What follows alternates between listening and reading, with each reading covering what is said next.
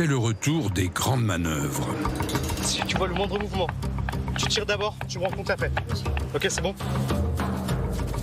Des milliers de combattants avec tout le matériel disponible. Hélicoptères, véhicules blindés. En race campagne, comme en milieu urbain. En 2023, l'exercice s'est étalé sur plusieurs semaines dans le Grand Est.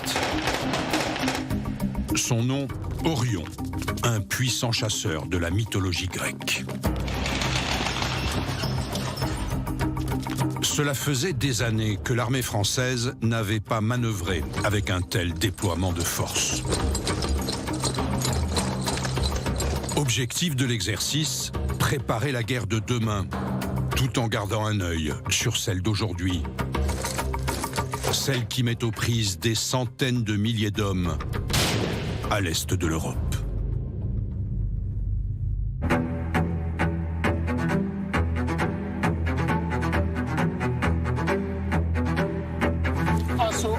Assaut, en avant. Le président Poutine a choisi la guerre. On vit dans un monde dans lequel il y a des gens qui veulent s'opposer à nous. Tout le monde se replie sur bâbord.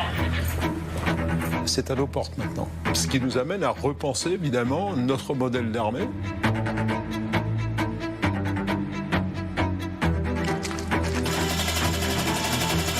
L'Ukraine, c'était un révélateur de nos faiblesses. Tout a changé.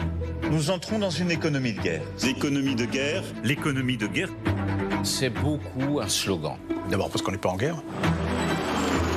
On est un peu prisonnier de ces cadences de production qui ont du mal à repartir à la hausse. Les militaires bénéficient d'une très très bonne image et même d'une certaine aura. Là, on a aperçu un départ de missiles. La France a bien la dissuasion nucléaire. La dissuasion, c'est l'assurance vie de la nation.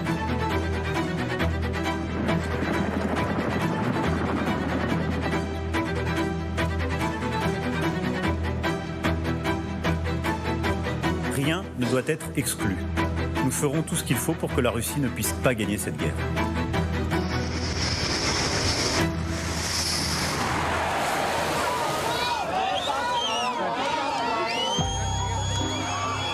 Novembre 1989, chute du mur de Berlin.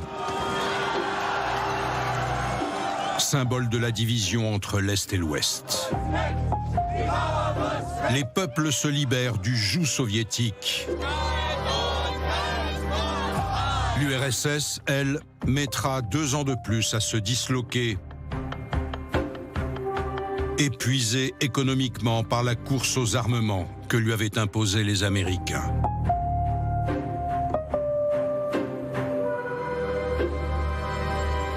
Les Alliés ont gagné la guerre froide sans tirer un coup de canon. C'est la fin de l'histoire, croit-on.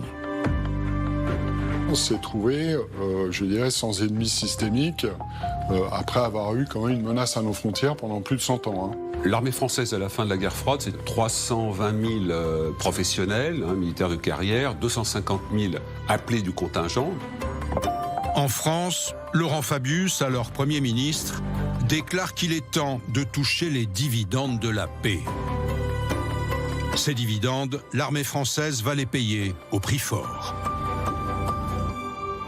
À partir de la fin de la guerre froide, et surtout la décision de réduire nos ressources budgétaires, tout ce modèle-là, on ne l'a pas transformé radicalement, on l'a fait fondre. Et donc on s'est retrouvé avec une armée à l'os, puisque l'heure n'était plus, en tout cas dans l'esprit des dirigeants, à la confrontation armée. En l'espace de 30 ans, l'armée française va voir ses ressources amputées d'un quart, ses effectifs divisés par 10, ses équipements réduits au strict minimum. Paradoxalement, cette génération de désarmement va voir l'armée française multiplier les opérations extérieures, les OPEX comme disent les militaires. Sous le casque bleu ou dans le cadre de coalitions internationales, les soldats français sont partout. C'est pas trop dur, je pensais que ça aurait été plus dur d'être éloigné de sa famille que ça. Mais... Le tournant, c'était la guerre du Golfe, 1990. Donc là, c'est vraiment, on change d'époque. C'est la fin de la guerre froide, les interventions deviennent mondialisées.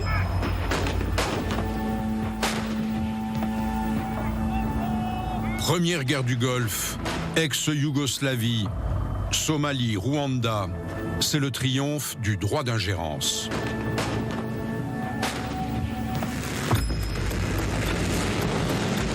Après le 11 septembre 2001, l'armée française intervient en Afghanistan, puis plus tard en Irak et en Syrie contre Daesh. Sans compter les expéditions africaines, Côte d'Ivoire, Centrafrique, Libye et des années de présence au Sahel pour faire la guerre aux djihadistes.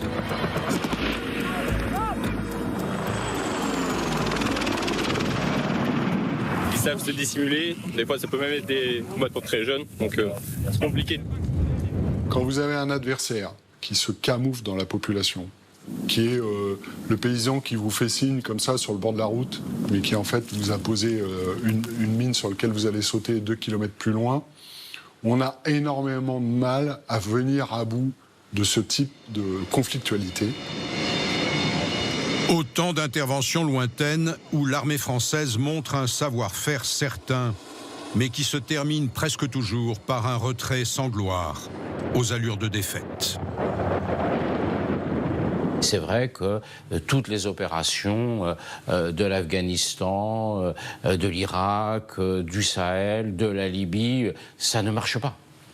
Force est de constater qu'ils n'ont pas réussi à totalement éradiquer la menace djihadiste, seulement à la contenir, et le tout sans le véritable appui des États qui avaient sollicité notre présence. C'est-à-dire qu'ils se sont un peu retrouvés à faire le boulot des autres, sans jamais arriver à faire monter en puissance les armées locales, ce qui était pourtant l'objectif. Février 2022, la Russie envahit l'Ukraine. C'est le retour de la guerre en Europe.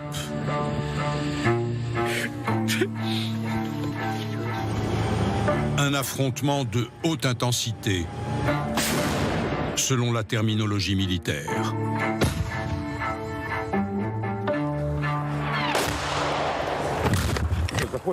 C'est proche.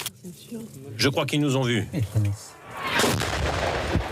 C'est le retour de la guerre de masse, c'est le retour de l'engagement majeur, avec effectivement des combats de chars, des tranchées, tout ce qui nous rappelle finalement la Première Guerre mondiale.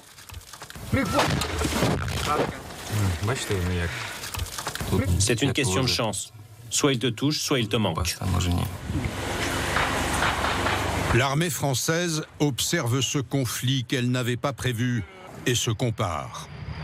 Pourrait-elle mener une guerre conventionnelle telle que celle qui se déroule en Ukraine? La réponse est non. On a pris une allure extrêmement svelte sous les coupes budgétaires de ces dernières années. Donc oui, là, on a un vrai problème de masse, pas un problème de qualité. On a un modèle d'armée complet, comme on dit, j'appelle ça dans mon livre un modèle bonsaï, c'est-à-dire d'un arbre. Il y a tout d'un arbre, mais c'est petit. En 30 ans, et surtout depuis la fin de la conscription en 1997, la taille de nos forces armées a fondu comme neige au soleil.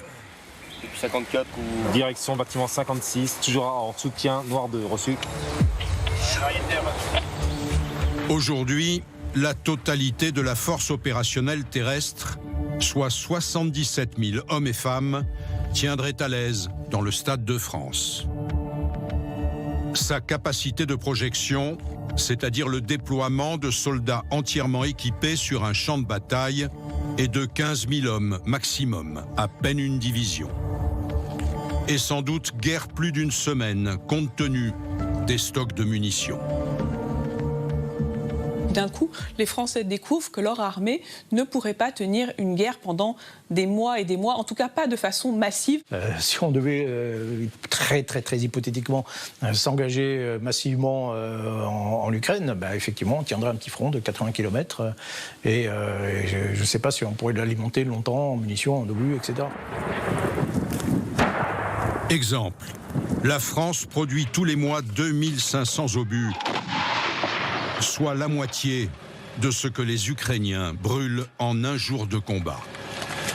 Globalement, on a fait du flux tendu, d'une certaine façon, pour de pures raisons d'économie. Quand vous n'avez pas d'ennemis, vous ne voyez pas pourquoi vous feriez des stocks. Bon, là, aujourd'hui, on l'a dit, la configuration internationale change. La France soutient déjà l'Ukraine par l'envoi de matériel militaire, canons César, missiles Crotale, Mistral, Scalp, véhicules blindés comme la MX-10 et bientôt des Mirage 2000. À ce jour, plus de 2,5 milliards d'équipements. On donne les pièces de rechange, on donne le carburant, on donne évidemment des munitions, sujet un peu plus clé en ce moment. Autant de matériel et de munitions prélevés sur les stocks de l'armée française. Quand vous donnez des missiles aux Ukrainiens, quand vous leur vendez, mais quand la production est orientée vers l'Ukraine, elle n'est pas orientée chez nous et nos stocks ne se renouvellent pas. La doctrine française est de produire français pour équiper nos armées. Pas question d'acheter sur étagère, c'est-à-dire à l'étranger, même si le principe de réalité s'impose parfois. Pour la fourniture de composants indispensables à la fabrication des obus, comme la poudre ou le coton, nous sommes devenus dépendants de pays qui ne sont pas forcément nos amis. Quand on emploie des missiles ou des obus, il faut qu'on ait la capacité de les reproduire. Parce que sinon, vous êtes dans la main de celui qui les produit pour vous, mais qui, lui, va peut-être avoir des intérêts, si j'ose dire, plus près de sa chemise que votre chemise. Ces 2 dernières années, à peu près 60% du matériel acquis par les Européens était américain et plus de 10% sud-coréen. C'est pas comme ça qu'on va faire avancer notre industrie de défense. Juin 2022. Emmanuel Macron inaugure le Salon international de l'armement à Satory. Devant un parterre de hauts gradés et d'industriels de la défense, le chef des armées déclare que la France est entrée en économie de guerre. Pour pouvoir reconstituer plus rapidement ce qui est indispensable pour nos forces armées, pour nos alliés ou pour celles et ceux que nous voulons aider, une économie au fond dans laquelle on ne peut plus vivre au rythme et avec la grammaire d'il y a même un an. Tout a changé. Bon, là, je pense que le terme économie de guerre est abusif. D'abord parce qu'on n'est pas en guerre. On n'est pas en économie de guerre. Quand vous dépensez 60 € sur 1000 pour la défense, vous n'êtes pas en économie de guerre. Les Russes dépensent 450 € sur 1000 € dépensés. Donc on n'est absolument pas en économie de guerre. Ça voudrait dire faire des arbitrages dont je ne suis pas certaine que les Français soient prêts à le faire. Ça veut dire prioriser les dépenses de défense sur d'autres, comme la sécurité sociale, l'éducation. Comme toujours, le nerf de la guerre, c'est l'argent. La loi de programmation militaire, publiée tous les 7 ans, précise les menaces et les moyens pour y répondre. La nouvelle prévoit un budget global de 413 milliards d'euros à dépenser d'ici à 2030. Afin de renouveler ainsi ce précieux outil militaire qui sert notre liberté, notre sécurité, notre prospérité et notre place dans le monde. Au total, Emmanuel Macron a tenu ses promesses. En gros, pendant ces 2 quinquennats, le budget de la défense aura doublé. C'est considérable. Le défi est de taille. Comment produire plus et surtout plus vite? Quand on sait qu'il faut 2 ans pour livrer un canon César, 3 pour un avion Rafale. Pour fabriquer un obus de 155, il faut 1 an. Pour fabriquer un porte-avions ou un sous-marin, il faut 10 ans. On est passé d'une certaine façon de l'industrie de défense à de l'artisanat. Quand on mettait 18 mois pour fabriquer un canon, c'est de l'artisanat, quoi, de l'artisanat de luxe. Là, il faut sortir du luxe et passer dans la consommation courante. Bonjour à toutes et à tous. L'exécutif appelle régulièrement à la mobilisation des industriels. Au bout de 2 ans de guerre en Ukraine, avec un budget de 413 milliards d'euros pour les 6 années qui viennent, il est impensable que l'industrie de défense ne poursuive pas, évidemment, sa transformation. Tout est en place sur le plan administratif. C'est peut-être un des effets de cette loi de programmation militaire, c'est qu'elle a adapté la loi pour s'assurer que le jour où, s'il le fallait, on pourra appuyer sur tous les boutons, toutes les touches du piano, pour que tout ça se mette en branle rapidement. Les années de désarmement sont aussi celles pendant lesquelles la France s'est désindustrialisée. Des usines liées à la défense ont fermé, d'autres ont été délocalisées. On a découvert qu'en France, on ne produisait plus de poudre à canon. La poudre à canon, c'est utile si on veut avoir une artillerie. Aujourd'hui, c'est le principal problème de l'Europe. Elle peut produire des obus, elle peut produire toutes ces munitions-là, mais elles sont vides. Avril 2024. Casque de chantier sur la tête, Emmanuel Macron pose la première pierre d'une usine de poudre à canon à Bergerac. Il s'agit d'une relocalisation. L'effort qui est fourni là, il est urgent. Nous devons aller vite, fort, massifier, mais il est aussi durable. Il y a eu un vrai réveil stratégique de l'Europe à la faveur de la guerre en Ukraine, mais quand on dit il faut produire plus vite, etc., on est quand même un peu prisonnier de ces cadences de production qui ont du mal à repartir à la hausse. Il faut changer de logique et dire avoir des stocks de munitions, c'est pas des actifs immobilisés, c'est une garantie de sécurité pour demain. C'est ici, dans les ateliers de Renco, que sont assemblées les charges des obus de 155, ceux du canon César. Pour faire face à la demande, l'usine a ouvert une deuxième ligne. Problème, les commandes tardent à arriver. En l'état actuel, on est en capacité de quasi doubler nos productions en quelques semaines.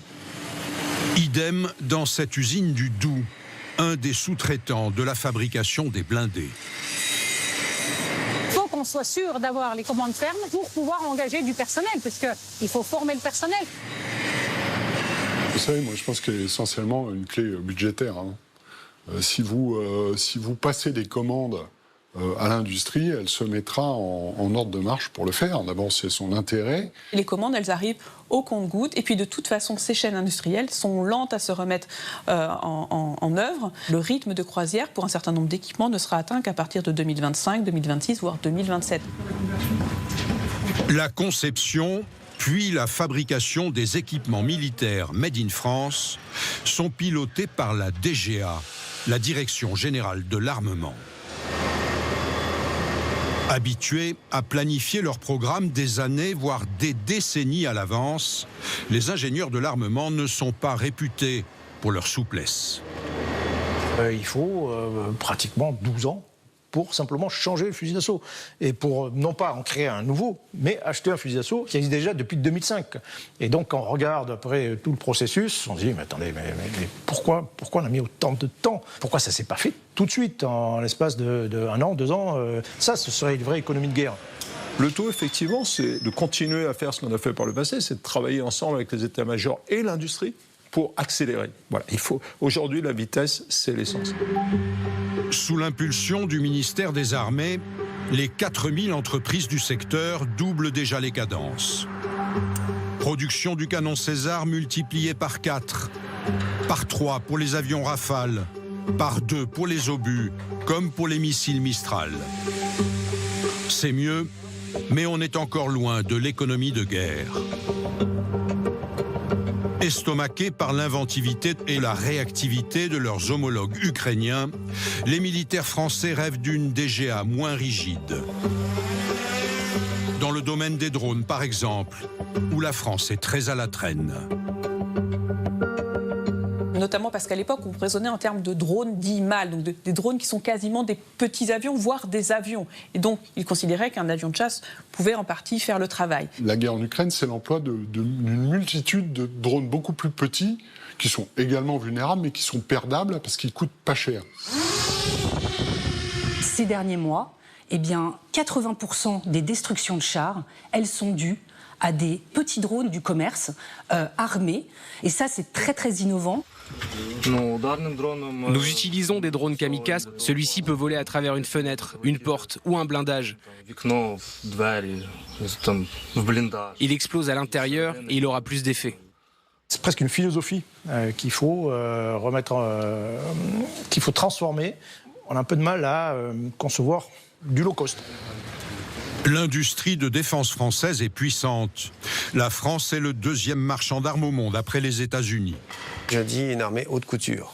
C'est-à-dire qu'on a des équipements extrêmement performants, mais effectivement, comme ils sont extrêmement performants, ils sont très chers, donc ils sont en très petit nombre. Pour faire des économies, certains programmes ont été étalés dans le temps. Exemple, les frégates.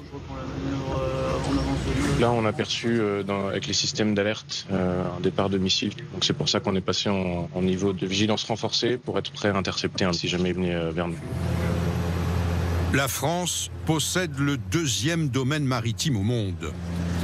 Mais pour faire flotter le drapeau sur tous les océans, la marine dispose en tout et pour tout de 8 frégates. On devait avoir 18 frégates multimissions. C'était la commande initiale. On en a eu 8. Voilà. Et puis maintenant, on passe à la séquence suivante. Ce sera des frégates plus petites, parce que moins chères, parce que l'inflation est passée par là. On emportera moins de choses à bord. Et on aura en particulier moins de missiles. Au bout du compte, à la fin du programme, on en aura moins de frégates que prévu initialement et pour un coût total plus cher. Au fil des années et des plans de réduction budgétaire, l'armée française s'est donc réduite à sa portion congrue. Mais il y a une raison. La France a bien la dissuasion nucléaire. Le temps de la dissuasion nucléaire n'est pas dépassé. La dissuasion reste pour la France un impératif absolu. Depuis le début des années 60, la France fait partie du club très fermé des pays dotés, c'est-à-dire détenteurs de l'arme nucléaire.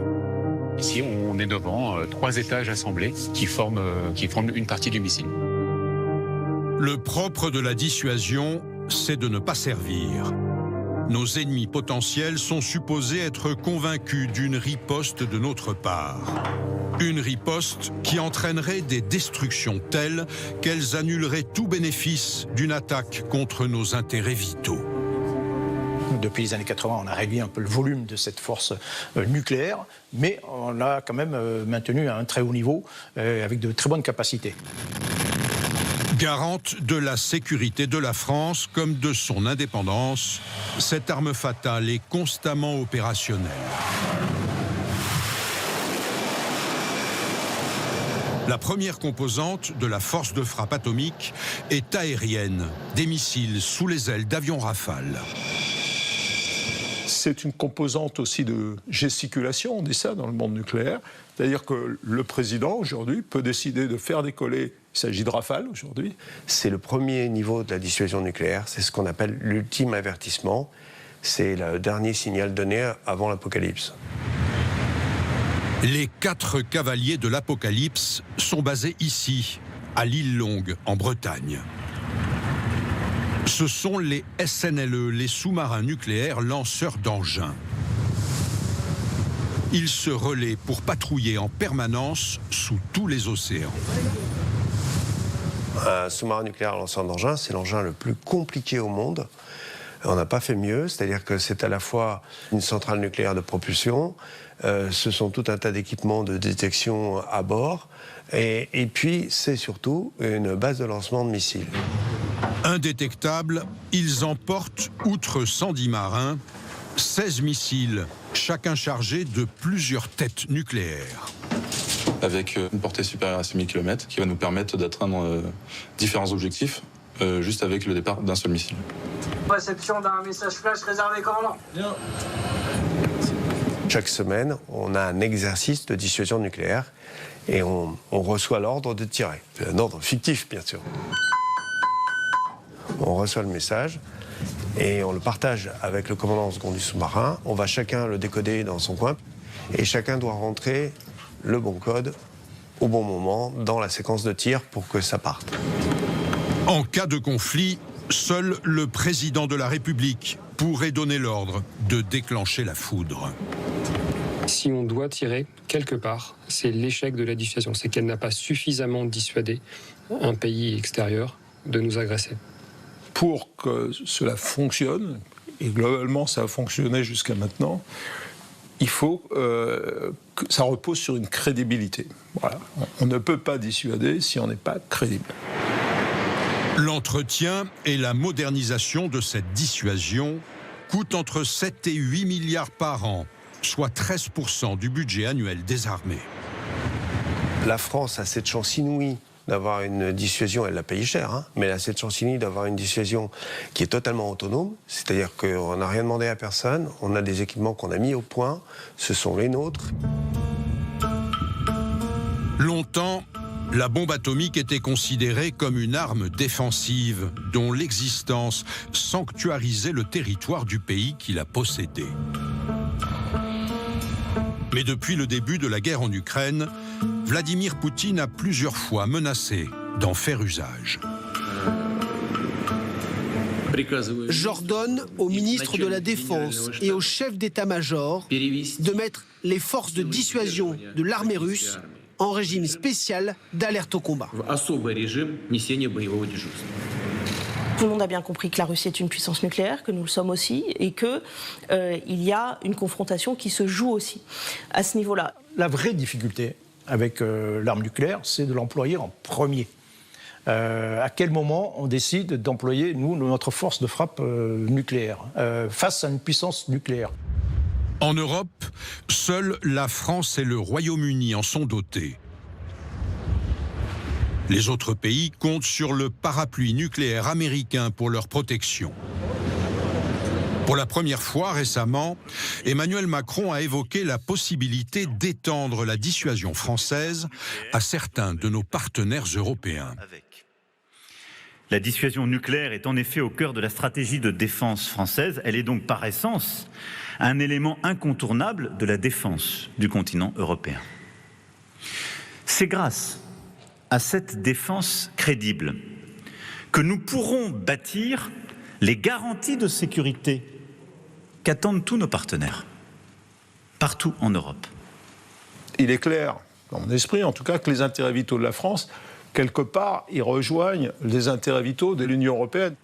Fondamentalement, ça ne veut pas dire qu'on partagerait cette dissuasion, ça ne veut pas dire qu'on mettrait à disposition, on n'en est pas du tout là. Les Français veulent instiller l'idée qu'ils peuvent être utiles aux pays du flanc Est en cas de menace profonde sur leur sécurité. On n'imagine pas que demain, la Pologne se fasse envahir par la Russie sans que ça ait des implications directes sur notre sécurité, notre économie, la conception qu'on a de la vie en commun en Europe, etc., etc. L'autre garantie de sécurité pour la France, c'est son appartenance à l'Alliance Atlantique, l'OTAN, dont elle a réintégré le commandement en 2009. L'OTAN est une organisation au service de la paix, pas de la guerre, de la paix. Chacun ici peut compter sur la France. Et la France sait qu'elle peut compter sur chacun de ceux qui sont autour de cette table. À la faveur de la guerre en Ukraine, les armées françaises s'engagent de plus en plus au sein de l'OTAN et veulent vraiment montrer qu'ils sont un partenaire fiable, solide et vigoureux. Par exemple, la France est présente en Roumanie avec 1000 soldats et du matériel dernier cri. On a mis un dispositif quand même assez intéressant qui ne paye pas de mine, mais qui est ce qu'on appelle le Mamba, qui fait de la défense anti-aérienne et qui surveille cet endroit très stratégique de la mer Noire pour que les céréales ukrainiennes puissent rejoindre le marché mondial. La France est nation cadre, c'est-à-dire que c'est elle qui chapeaute toutes les activités de l'OTAN en Roumanie, sur place, donc il y a une frontière avec l'Ukraine. Eh bien, on a des chars Leclerc sur place. Le char Leclerc en tant que tel, c'est vrai que c'est un élément qui est assez symbolique parce que c'est le plus lourd et en même temps, c'est un char qui a une puissance de feu qui est très importante avec un canon de 120 mm qui donne la capacité de tirer jusqu'à 6000 mètres. Et c'est très bien parce que le sud-est de l'OTAN était vraiment un point clé, on le voit bien avec la mer Noire et tout ce qui peut se passer au sud. À l'autre extrémité du dispositif, dans les pays baltes, des avions français participent à des patrouilles du ciel. Objectif, contenir les ambitions russes. Notre mission en tant que pilote, c'est d'être d'alerte 24 heures sur 24, 7 jours sur 7, prêt à décoller pour identifier et intercepter au besoin tout appareil qui s'approcherait des pays alliés. On sait que ces missions sont quotidiennes, que la plupart d'entre elles se font depuis la France, donc les avions décollent le matin, vont sur le flanc Est et reviennent. Globalement 2 créneaux par jour, au départ de Mont-de-Marsan, retour à Mont-de-Marsan, et clairement, on explique que cet espace aérien n'est pas contestable. Clairement, on est chez nous. Les pilotes ne parleraient pas de se frotter, mais en tout cas, oui, ça se toise, ça se nargue. Ça nous est arrivé de raccompagner des avions russes qui s'étaient plus ou moins égarés de manière volontaire. Ils menacent, et ils ne l'ont pas caché, le régime de Moscou ne le cache pas, de réviser aussi les frontières des pays baltes et pourquoi pas de la Pologne. Donc il faut prendre très au sérieux cette menace, donc se dire que nous, on doit prendre notre part de cette sécurité, parce que finalement, derrière, c'est notre sécurité à nous. Même lointain, le bruit de la guerre fait désormais partie de notre quotidien. Malgré l'aide massive de leurs alliés occidentaux, les Ukrainiens peinent à contenir les poussées russes. C'est dans ce contexte que le chef de l'État, chef des armées, a évoqué la possibilité de franchir un pas supplémentaire dans notre soutien à l'Ukraine. Il n'y a pas de consensus aujourd'hui pour envoyer de manière officielle, assumée et endossée des troupes au sol. Mais en dynamique, rien ne doit être exclu. Nous ferons tout ce qu'il faut pour que la Russie ne puisse pas gagner cette guerre. L'armée française forme déjà des soldats ukrainiens en France et en Pologne. Je raconte à la radio, ok? Il me rend compte qu'il est en place, je lui ordonne d'ouvrir le feu.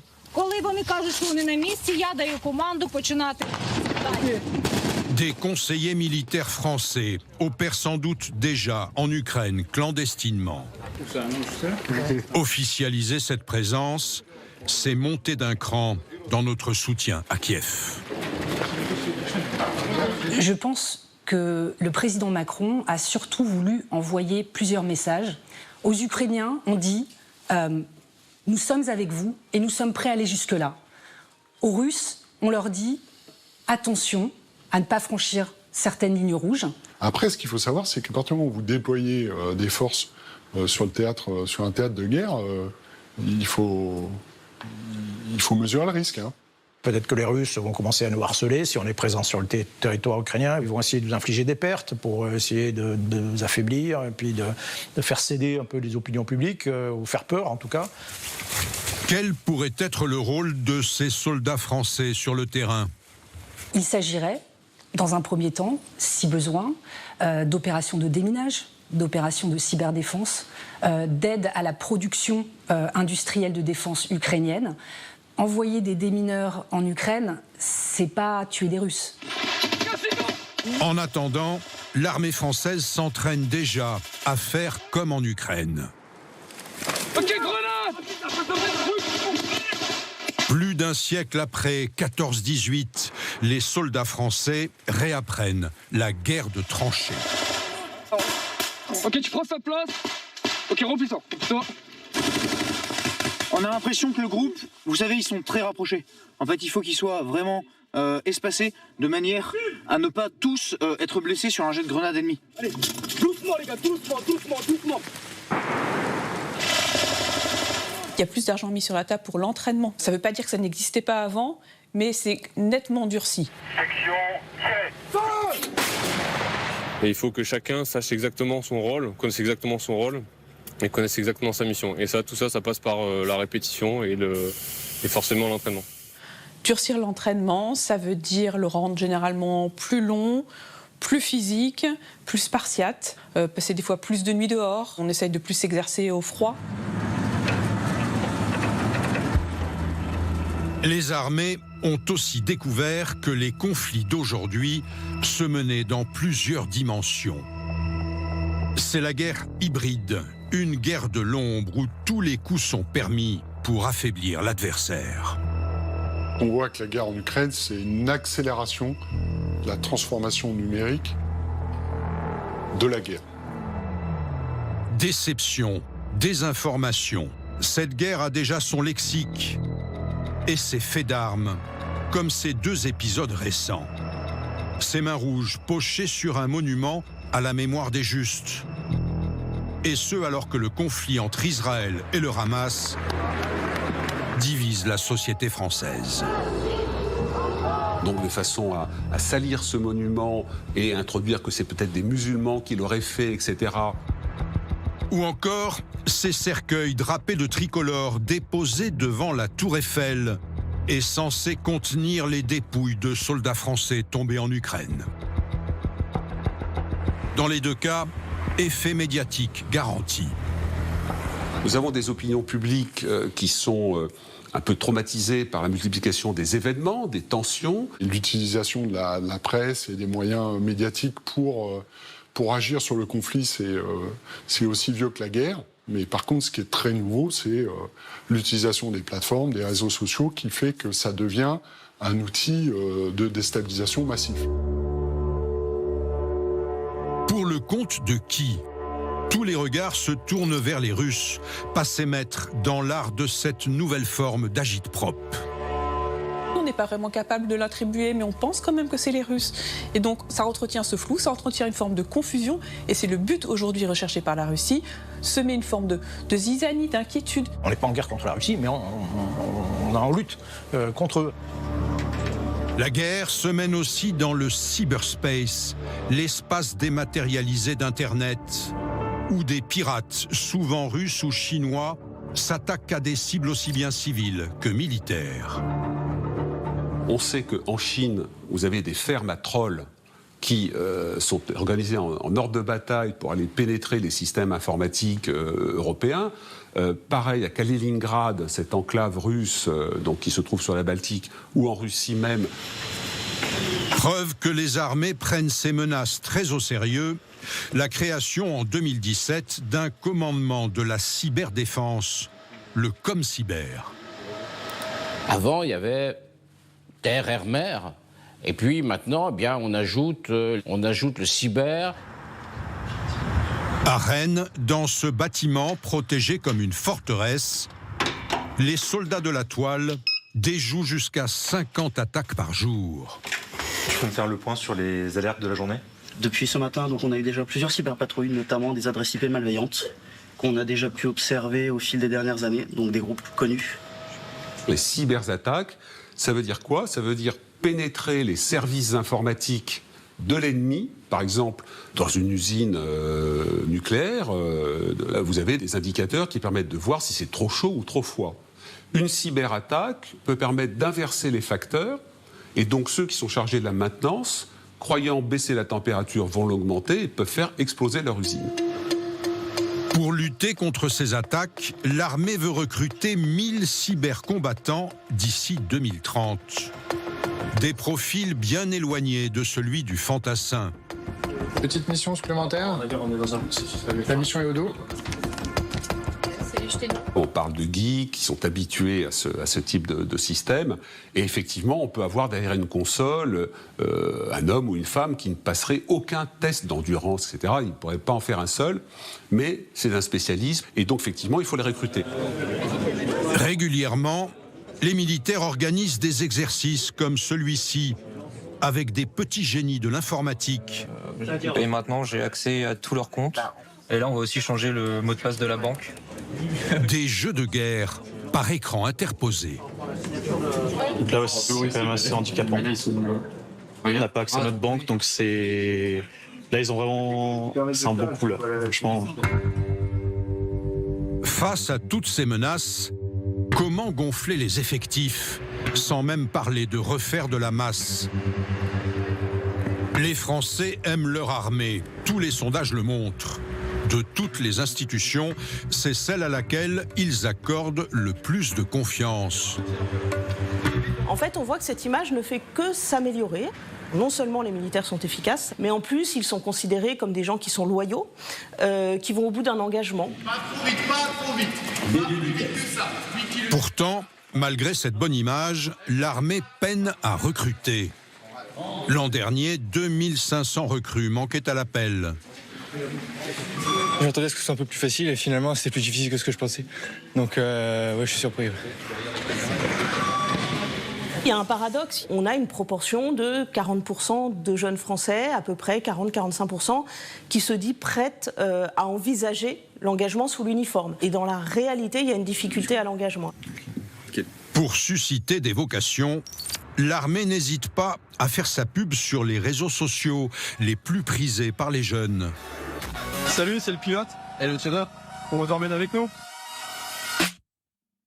Les armées peinent à recruter, mais plus encore à garder leur cadre. Les contraintes du service, l'appel du secteur privé raccourcissent les carrières. Par le passé, des sous-officiers avaient un objectif, c'était d'être des sous-officiers de carrière, de faire leur carrière. Aujourd'hui, ces gens-là sont toujours aussi engagés, mais qu'ils aspirent à autre chose. En plus, ils acquièrent des compétences qui sont rares et très appréciées. Le secteur des nouvelles technologies explosant, un certain nombre de techniques et de savoir-faire qui n'existaient qu'au sein des armées sont aujourd'hui chassés par le secteur privé et l'armée n'arrive plus à s'aligner. Alors, faut-il rétablir le service militaire ? Les Français sont plutôt pour. Une génération après sa suppression par le président Chirac, les servitudes du métier de bidasse se sont effacées des mémoires. Je suis vraiment très opposé à l'idée de rétablir le service militaire tel qu'il existait. Je crois qu'on ne revient pas en arrière, ça correspond à une autre époque, ça correspond à d'autres besoins, ça correspond à une autre société. Remettre le service national, c'est un chantier titanesque. Voilà. En termes d'infrastructure, de budget, il faut doubler l'armée d'actifs pour pouvoir encadrer le service national. Enfin, il faut bien se rendre compte de ce que ça représente. Allez, on n'en reste pas. En 2017, pour renforcer l'esprit civique des jeunes Français, Emmanuel Macron avait voulu la création d'un service national universel, le SNU. Pas de main dans les poches, pas de bras croisés. Les mains derrière. Ce SNU devait concerner tous les élèves de seconde, être obligatoire et offrir un aperçu de la vie militaire. Aux armes, citoyens, je voudrais aller dans la gendarmerie et du coup je voulais voir comment c'était parce que c'est presque pareil, c'est un truc militaire. Ça permet d'enseigner la solidarité, ça permet de faire aussi du sport avec des autres gens. Ici, vas-y, allez encore. Ici. Après des débuts chaotiques, le SNU n'a toujours pas été généralisé. Enfin, notre réarmement civique, c'est renforcer l'unité républicaine de notre jeunesse. C'est permettre à tous les jeunes de France de faire nation. C'est le rôle même du service national universel. Je lance les travaux en vue de sa généralisation à la rentrée 2026. Le SNU, je trouve, mérite d'être obligatoire. Et là, il faut retoucher du doigt le fait que quand on est citoyen, il y a aussi des obligations et des devoirs. Gauche ! Mais alors, comment répondre à l'appel du devoir, à ce besoin d'engagement d'une partie des Français ?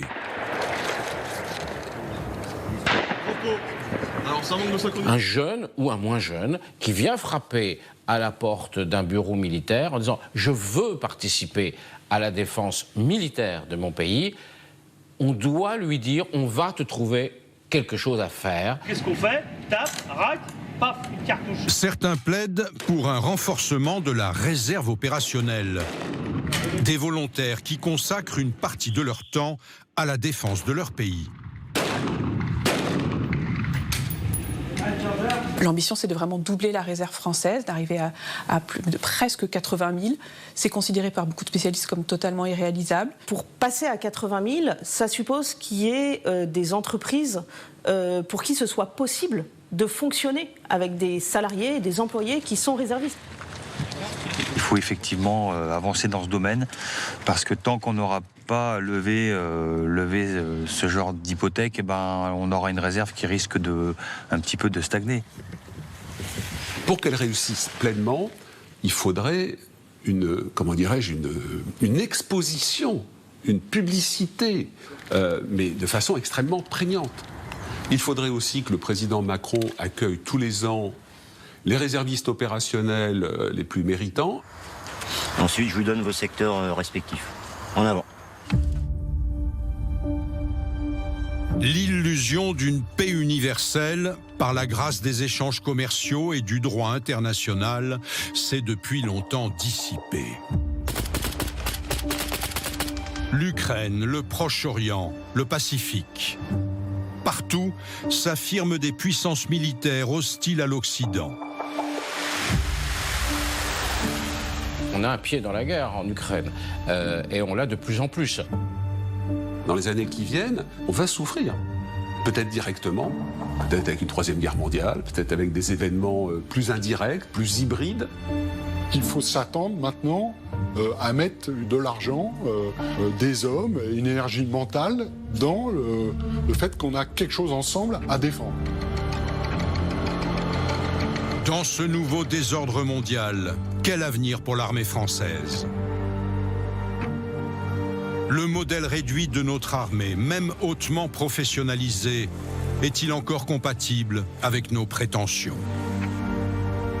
On a certainement les moyens de nos prétentions pour autant qu'elles restent modestes. Qu'est-ce qui est le plus important pour nous ? Tahiti ou Varsovie ? Je pense que c'est Varsovie. On pourrait presque ajouter aujourd'hui, est-ce que c'est Nouméa ou Odessa ? Je pense que c'est Odessa. Je récupère ton AT4 depuis toi.